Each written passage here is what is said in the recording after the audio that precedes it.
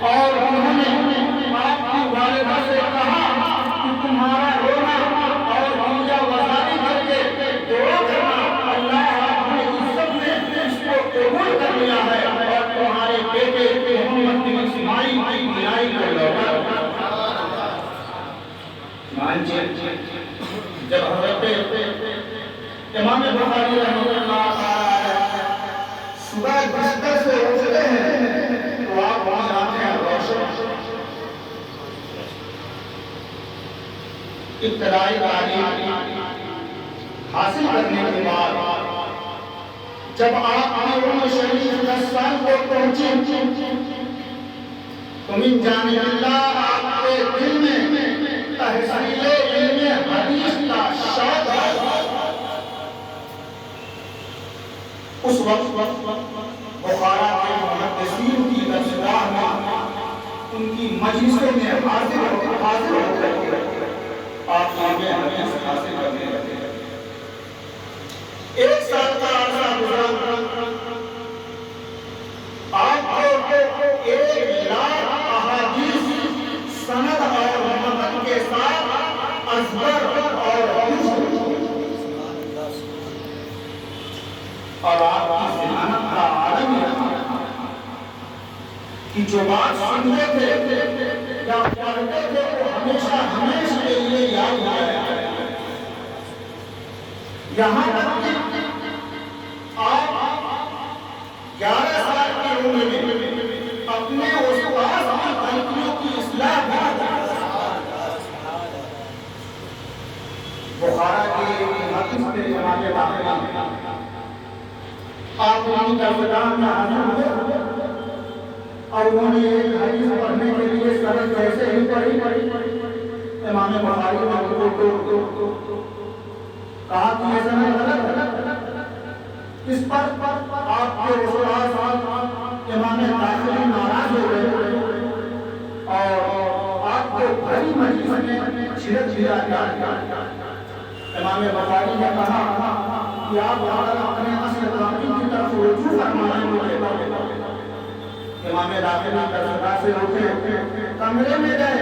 اور اصل تعلیم کو دیکھا تو بات وہی سچی بنی جو امام بخاری نے۔ یہ علم حدیث میں امام بخاری کا کمال ہے۔ آپ کی عمر جب سونے والے پر پہنچے تو آپ اپنی والدہ اور اپنے بھائی احمد بن اسماعیل کے ساتھ حج بیت اللہ کے لیے مدینہ مکہ مکرمہ تشریف لائے۔ حج سے فراغت کے بعد آپ کی والدہ اور بھائی اپنے وطن واپس آ گئے، لیکن امام بخاری رحمۃ اللہ علیہ نے تحصیل علم حدیث کے لیے مکہ مکرمہ میں قیام کیا اور وہیں قیام کے دوران آپ نے مدارج صحابہ والتابعین جیسی عظیم کتاب لکھی، التاریخ الکبیر جیسی عظیم کتاب لکھی۔ آپ کی پوری زندگی اللہ کے رسول صلی اللہ علیہ وسلم کے ارشادات کو اکٹھا کرنے اور جمع کرنے میں اکثر و بیشتر حصہ اپنی زندگی کا صرف کرتے ہیں۔ امام بخاری رحمۃ اللہ علیہ فرماتے ہیں میں نے علم حدیث حاصل کرنے کے لیے مکہ مکرمہ، مدینہ منورہ، شام، مصر، کوفہ، بغداد کئی بار سفر اور آپ اس محنت کا نتیجہ یہ ہوا کہ اللہ رب العزت نے آپ کو ایک عظیم مرتبے کا آپ کی ذات ایسی ذات ہے جو عوام میں مقبول ہونے کے ساتھ ساتھ رسول اللہ صلی اللہ علیہ وسلم کی بارگاہ میں بھی آپ کے ایک شادی میں میں نے بعد میں دیکھا کہ کہ اللہ کے رسول صلی اللہ علیہ وسلم صحابہ کرام کو ساتھ لے کر کے ایک مقام پر کھڑے ہیں، ایسا لگتا تھا جیسے وہ کسی کا انتظار تھا۔ میں آپ کی بارگاہ میں حاضر ہوا اور سلام کرنے کے بعد عرض کیا یا رسول اللہ آپ اس کا انتظار کر رہے ہیں۔ تو اللہ کے رسول صلی اللہ علیہ وسلم جواب دیتے ہیں میں محمد بن اسماعیل بخاری کا انتظار اور اسی کے بعد آپ کے مشاہدے بیان کرتے ہیں کہ امام بخاری کا رسالہ میں نے تحقیق کی تو یہ پتہ چلا کہ جس رات اللہ کے رسول نے فرمایا میں امام بخاری کا انتظار کر رہا ہوں، اسی رات امام بخاری کا رسالہ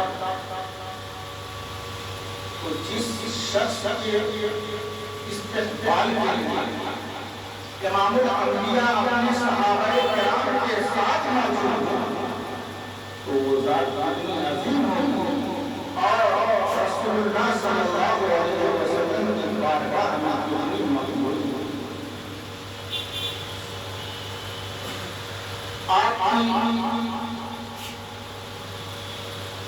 آپ کا تاریخ وفات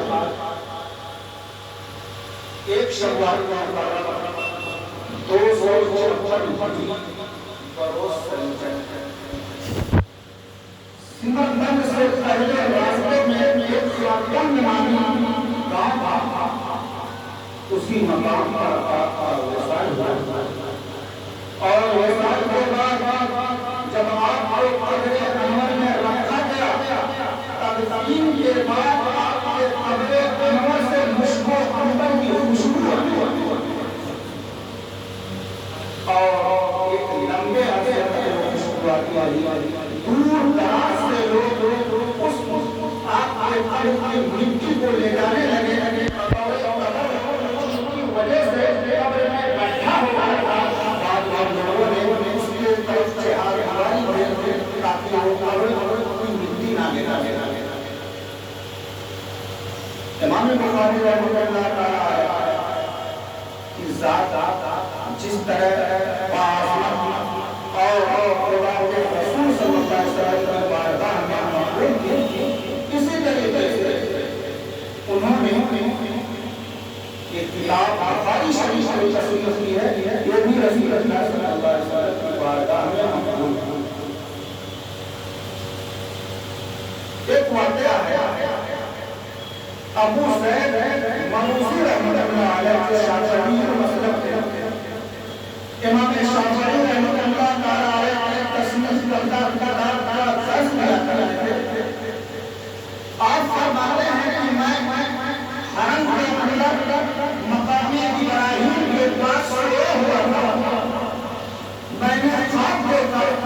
کہ اللہ کے رسول صلی اللہ علیہ وسلم تشریف لائے اور آپ فرماتے ہیں اے ابو سعید تم امام شافعی کی کتاب کب تک پڑھتے رہو گے پڑھاتے رہو گے، میری کتاب پڑھ رہے ہیں۔ تو انہوں نے عرض کیا یا رسول اللہ آپ کی کتاب کون سی ہے؟ تو حضرت اللہ کے رسول صلی اللہ علیہ وسلم نے ارشاد فرمایا میری وہی کتاب ہے جو امام بخاری نے تصنیف کی ہے، جس کا نام صحیح البخاری ہے۔ تو اس کتاب کا مرحبا اور یہ کتاب اللہ کے رسول صلی اللہ علیہ وسلم کی بارگاہ میں مقبول ہے، اس واقعے سے پتہ چلتا ہے۔ امام بخاری رحمۃ اللہ